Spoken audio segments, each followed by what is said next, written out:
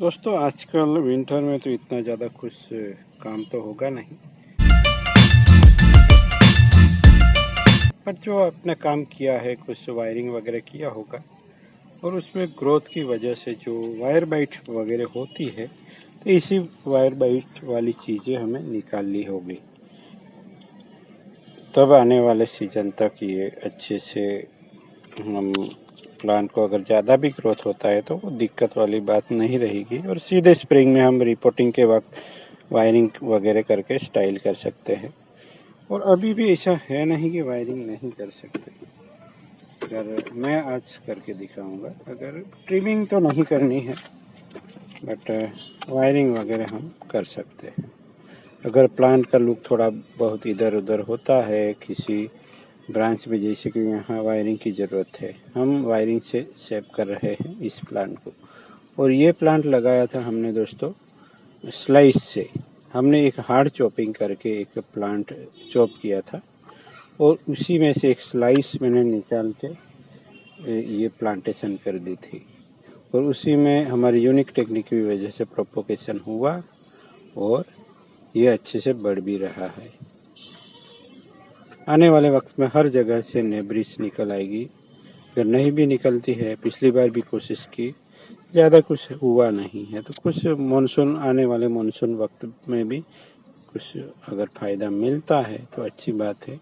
यहाँ ब्रेकडाउन होता है, वहाँ मैं वायर लपेट लेता हूँ तो वो हम निकाल रहे हैं।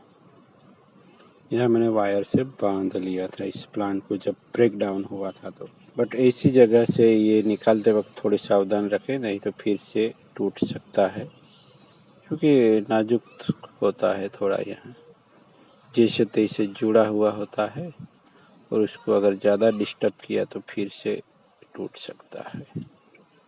तो चलिए मैं वायर सब निकाल लेता हूँ पुराने वाले और नए वायर लगाते हैं। ये थोड़ा थिक वायर है तो ये निकलेगा नहीं, तो उसके लिए ये टेक्निक है, तो वायर को काट ही देना है तो निकल आएगा। अगर वो निकल नहीं रहा है तो ऐसी किसी प्लायर से हम पकड़ के निकाल सकते हैं। वायर बाइट की वजह से थोड़ी दिक्कत आ रही है तो हम यहाँ से काट लेते हैं।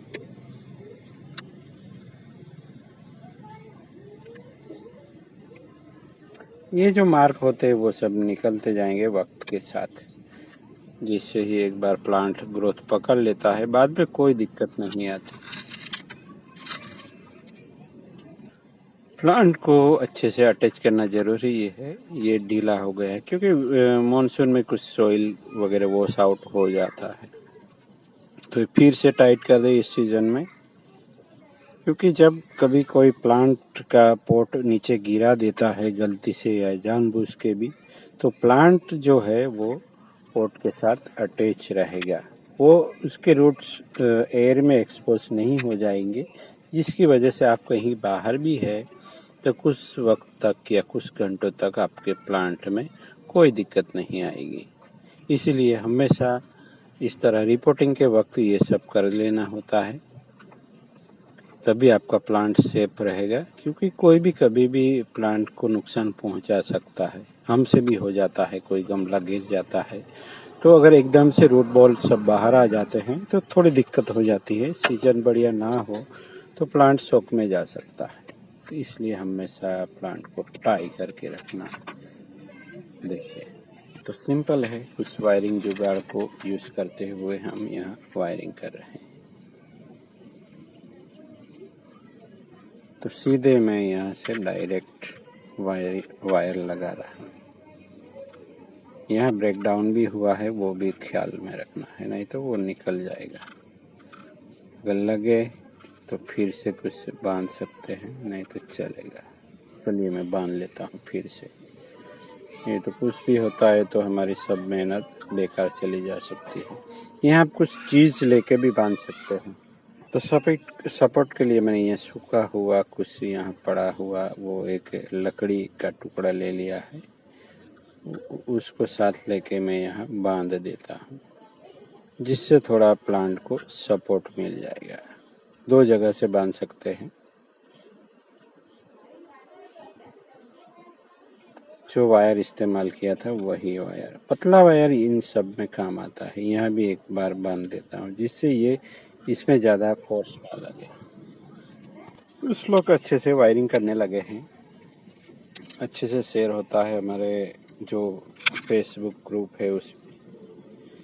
मनोरंजन सिन्हा जी है, निपुण ने भी अच्छा मास्टरी हासिल कर ली है, और जयंत नास्कर जी है, वो तो शायद हमसे भी आगे निकल चुके हैं। बहुत ही बढ़िया वायरिंग करते हैं और अच्छे से शेप में भी होते हैं प्लांट। वो शायद पहले से जानते हैं, वो आर्ट बढ़िया से है उसके प्लांट शेपिंग, आप देख सकते हैं। वो शेयर करते हैं, किसी दूसरे ग्रुप में भी शेयर करते हैं, बट हमारे ग्रुप में भी शेयर होता है तो आप देख सकते हैं। बहुत ही बढ़िया से वायरिंग और कर्वेचर होता है प्लांट में।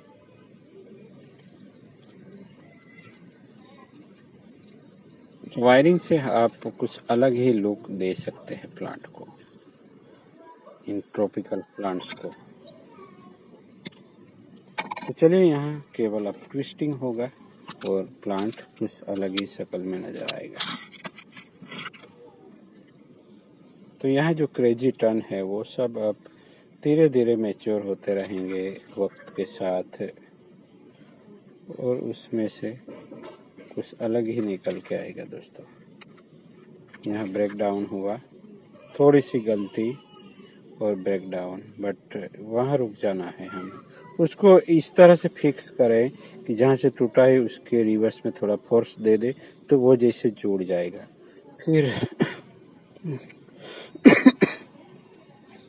फिर आगे की ब्रांच में हम इस तरह से कर सकते हैं। कोई ट्रिमिंग नहीं करने वाले हैं।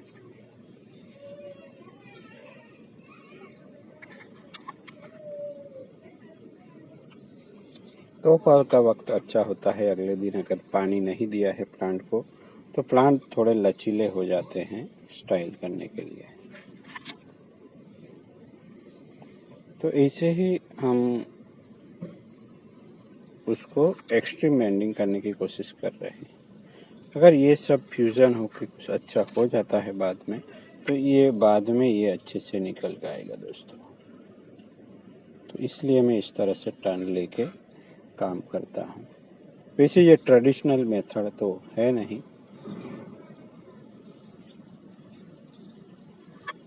बट मैं ट्राई करता हूँ।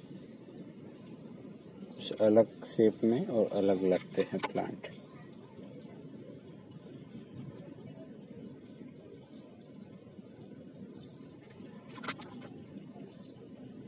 तो कुछ नहीं था, उसी में से ये क्रिएट हुआ है, और इसी तरह से हम कुछ अलग लुक देना चाहते थे।